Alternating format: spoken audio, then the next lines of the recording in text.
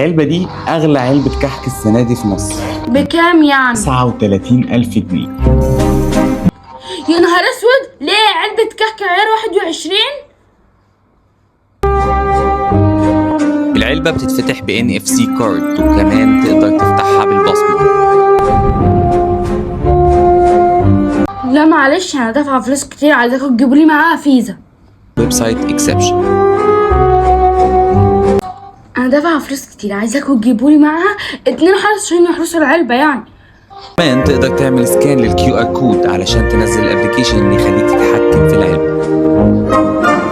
العلبة فيها أكبر تشكيلة من الكحك والمعمول والغريبة والبيتي فور والكوكيز اللي معمولين يدوي بأحسن الخامات. يدوي؟ امال احنا بنعملهم ازاي يعني، برجلنا؟ تفتكروا بعد اللي شفتوه ده هتشتروا العلبة دي السنة دي؟ على فكرة بعد كل ده منبهرتش، علبة كحك عادية يعني. وعلى فكرة انا لما رحت قلت لماما كده، راحت قالت لي ليه يا حبيبتي، ده احنا زمان كنا نحشيها ملبن وعجوة، ولما كنا نحب ندلع نفسنا شوية كنا نرش عليها شوية سكر.